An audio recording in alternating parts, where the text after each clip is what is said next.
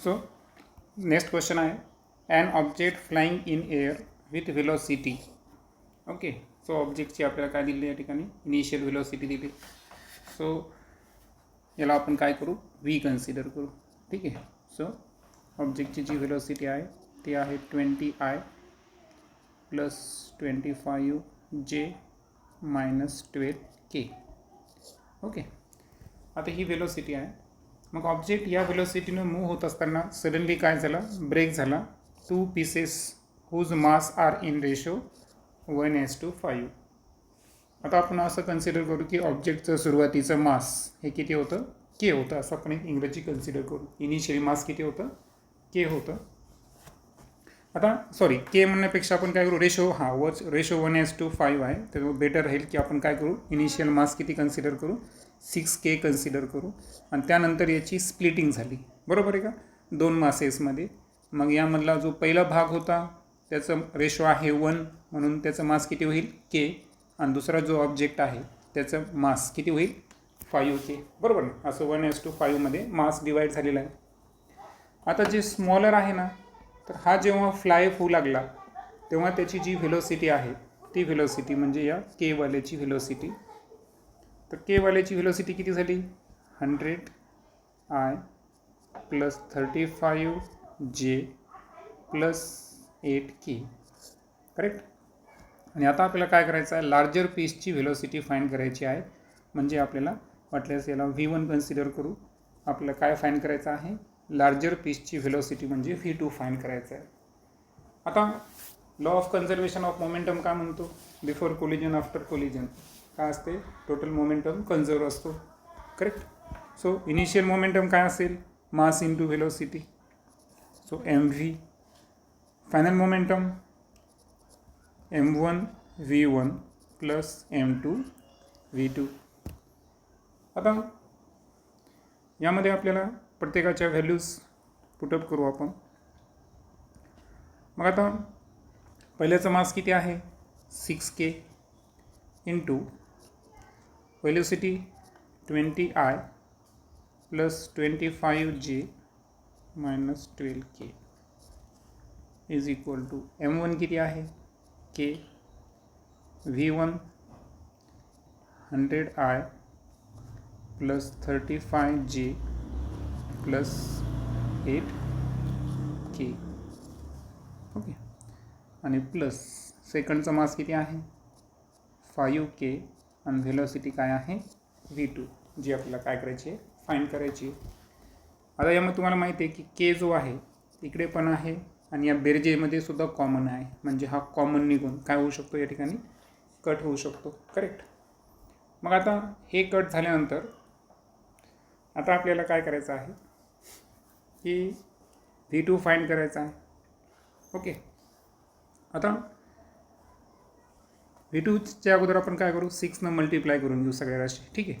So 6 × 20 किती येईल, 120I cap plus 150 right J, आणि 12 × 72.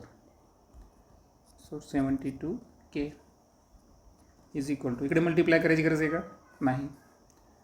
सो 100I, किंवा आपण इथे डायरेक्ट अपोजिट साईडला पाठवायचे. आता प्लस 100 इकल्यावर काय झाले, मायनस 100I प्लस 35 मायनस 35 आणि प्लस 8, हे काय होतील या ठिकाणी 8K, बरोबर. मग आता अपोजिट साईडला कोण राहिलं, फक्त V2, करेक्ट. मग आता V2 is equal to I to I घेऊ आपण, 120 आणि 100 हे आहेत, प्लस मायनस 120मधून 100 गेले, किती राहतील, 20I, करेक्ट.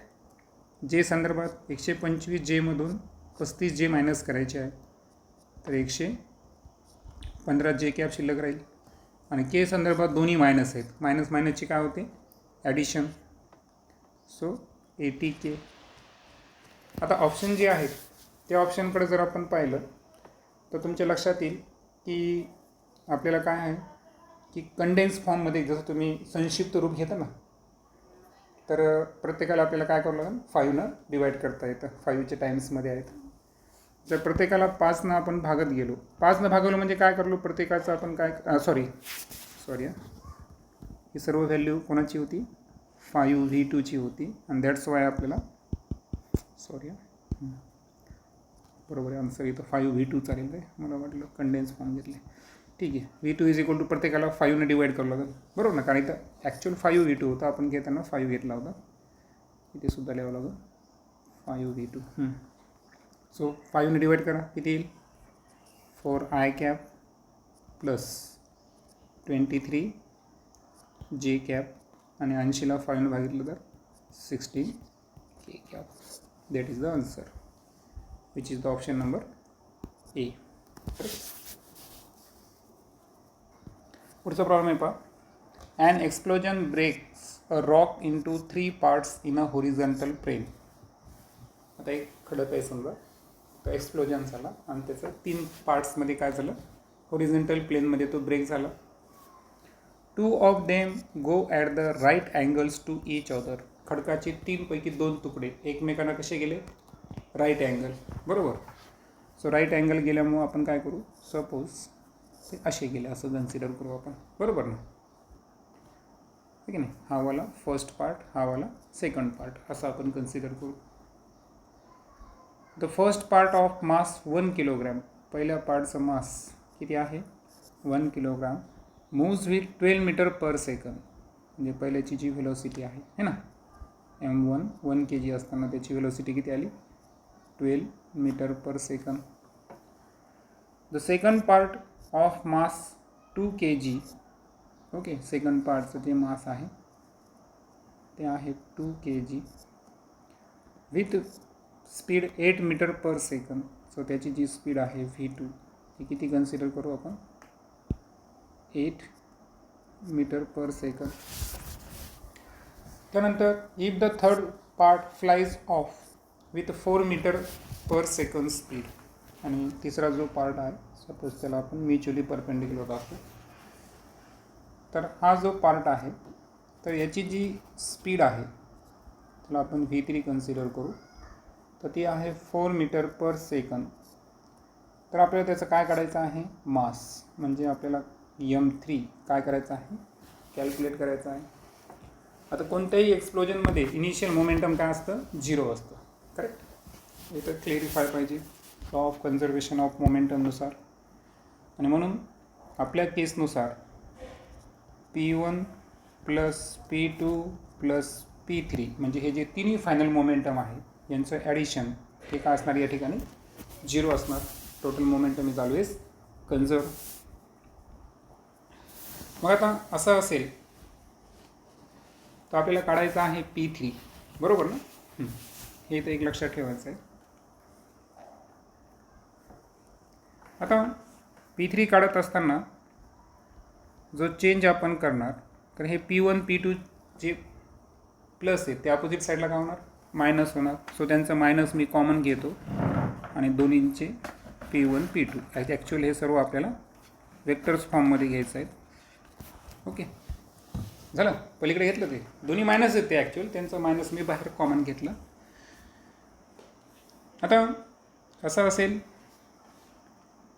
तर आता अगोदर काय करू, सर्वात अगोदर त्यांचे जे वेक्टर नोटेशन दिले आहेत त्यानुसार आपण चालू. आता इज इक्वल टू ठीक आहे. आता P1ची जी व्हॅल्यू आहे तर ती व्हॅल्यू काय येणार बरं, P1 is equal to m1 v1. m किती आहे 1 किलोग्रॅम आणि हे किती आहे 12, बरोबर ना. हे अलॉंग द समजा आपण एक्स ॲक्सिस, हे वाय आणि हे झेड असं कन्सिडर करू. सो एक्स ॲक्सिसला असल्यामुळं त्याचं जे मोमेंटम आहे ते काय येणार 12I येणार है ना. त्याचं युनिट माहीत तुम्हाला किलोग्रॅम मीटर पर सेकंड, ते लिहित नाही मी. आणि P2 ज्याचा फॉर्म्युला आहे m2 v2, तर m2 आहे 2 आणि v2 किती आहे 8. 8 2 किती येईल 16. परंतु ते वाय ॲक्सिसला कोणती कॅप घेतो आपण, जे कॅप. सो प्लस 16 जे कॅप, बरोबर, किलोग्रॅम मीटर पर सेकंद. हे झालं त्याचं फायनल मोमेंटम. आता या दोघांचे मोमेंटमची आपण काय केलं, या ठिकाणी ॲडिशन केलं आणि ते कशाचे इक्विलंट असणार, P3चे असणार. आता हे झालं वेक्टर नोटेशनमध्ये. जेव्हा आपण मॅग्निट्यूडमध्ये व्हॅल्यू घेऊ P3ची, तर मॅग्निट्यूडमध्ये घेताना तुम्हाला माहीत आहे काय करतो आपण, की त्यांचे स्क्वेअर रूट आणि त्यांची स्क्वेअरिंग, बरोबर ना. सो स्क्वेअर रूट 12चा स्क्वेअर काय आहे, 144, बरोबर ना. आणि 16चा स्क्वेअर किती आहे, 256. यांची ॲडिशन जर केली आपण तर 400चं स्क्वेअर रूट किती निघाले या ठिकाणी, 20. So 20 kilogram metre per second. आपण डायरेक्शन न विचार करता डायरेक्ट मॅग्निट्यूडमध्ये विचार केला. मग आता तिसरा फॉर्म्युला आहे आपला P3 is equal to mv3. Momentum आपल्याजवळ आहे. मग मास काढायचा असेल तर मोमेंटमला व्हेलॉसिटीनं भागावं लागेल. मोमेंटम आलेला आहे 20 आणि व्हेलॉसिटी किती दिली आपल्याला, 4. आणि दॅट्स वाय मास जे आहे तिसऱ्या तुकड्याचं किती के जी या ठिकाणी, 5 kg. Which is option number D. Next प्रॉब्लेममध्ये जर पाहिलं आपण तर a person holding a rifle, mass of person and rifle together, या दोघांचं वेट किती दाखवलं तुम्हाला, 100 kg, stand on a smooth horizontal surface and fires 10 shots horizontally in 5 second. So लक्षात घ्या की आपल्याला रायफलचं मास दिलं का, नाही. तर मास ऑफ पर्सन आणि रायफल हे टुगेदर किती या ठिकाणी, 100 kg आहे. 5 सेकंदाच्या टायमिंगमध्ये किती शॉट्स फायर झाले आहेत, 10 शॉट्स फायर झाले आहेत. ईच बुलेट जे आहे, बुलेटचं मास दिलं आहे आपल्याला 10 gram with a muzzle velocity 800 metre per second. The final velocity acquired by person and the average force exerted on the person are. दोन गोष्टी आपल्याला काढायच्या आहे. एक आहे की फायनल व्हेलॉसिटी जी पर्सननं ॲक्वायर केली आफ्टर द फायरिंग, आणि त्यानंतर ॲव्हरेज फोर्स पर्सनवर किती ॲक्ट केला गेला. आता तुम्हाला माहीत आहे की जेव्हा एखादी एक्सप्लोजन किंवा शूट असतं तर इनिशियल मोमेंटम काय घेतो आपण, 0 घेतो. आता फायनल मोमेंटम जो आहे तर यामध्ये 2 ऑब्जेक्ट आहेत. एक ऑब्जेक्ट कोण आहे, स्वतः तो पर्सन आहे, बरोबर. आणि दुसरा ऑब्जेक्ट कोण आहे, स्वतः बुलेट आहे, बरोबर आहे का. आता यामध्ये आपल्याला जो पहिला ऑब्जेक्ट आपण घ्यालो ना, तर तो आपला आहे कॅपिटल एम. आता कॅपिटल एम हे कोणाचं मास आहे बरं, मास ऑफ पर्सन प्लस रायफल, बरोबर ना. याला आपण एम कन्सिडर करू. आणि जे स्मॉल एम आहे हे कोणाचं मास कन्सिडर करू आपण, मास ऑफ बुलेट. त्यानंतर आपल्या रेफरन्ससाठी काय करू आपण, पर्सनची जी व्हेलॉसिटी आहे ती VP कन्सिडर करू, है ना. सो पर्सन्स व्हेलॉसिटी आपण VP कन्सिडर करू आणि बुलेटची जी व्हेलॉसिटी आहे ती काय कन्सिडर करू, VB, करेक्ट. आता ज्या अर्थी सिस्टीम ही रेस्ट पोझिशनपासून स्टार्ट होते तर इनिशियल मोमेंटम काय घेणार आपण, 0 घेणार.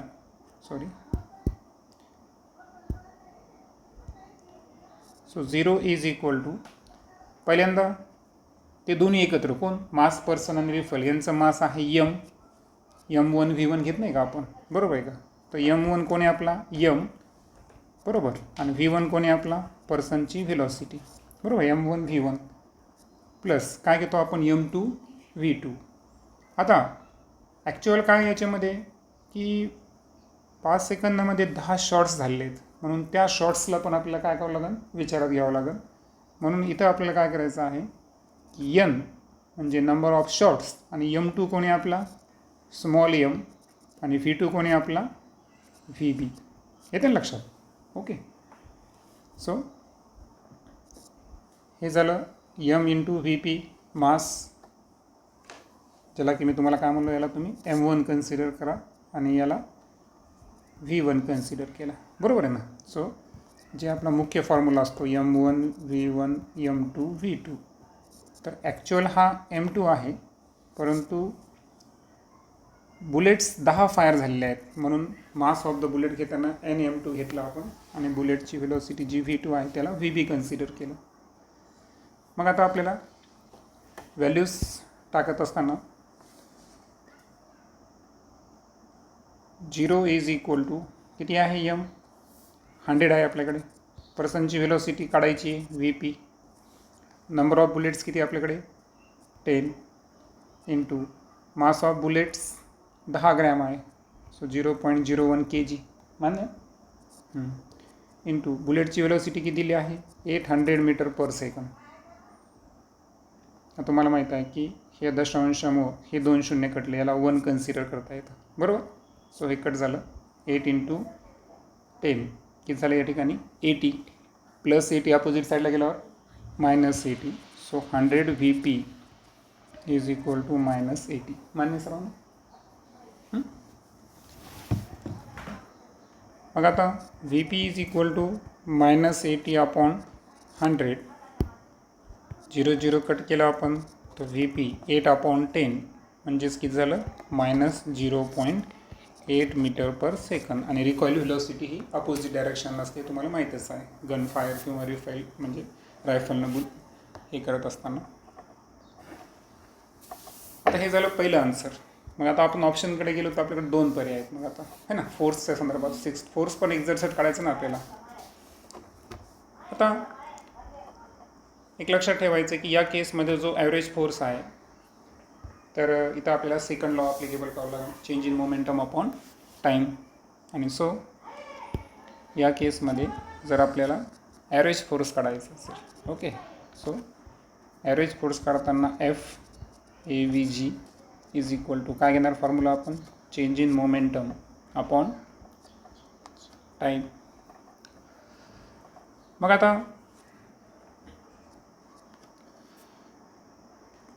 टाईम जो आहे आपल्याला 5 सेकंद दिले ऑलरेडी बरोबर ना. आणि बाकी इथं जो चेंज इन मोमेंटम आपल्याला विचारात घ्यायचा आहे.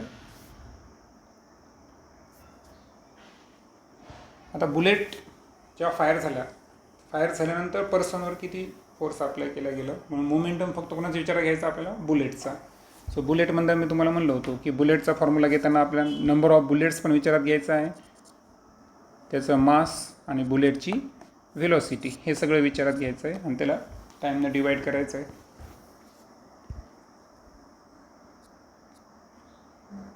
सो यामध्ये नंबर ऑफ बुलेट्स 10 आहे, मास 0.01 kg, व्हेलॉसिटी 800 आणि डिवायडेड बाय टाईम 5 सेकंड. वरचं आपण आत्ताच केलं होतं हे की नाही. सो हे कट होऊन 80 आलं होतं. सो 80 अपॉन 5 जर आपण केलं तर फोर्स किती आला या ठिकाणी 16 Newton. That's why option number A is the correct answer.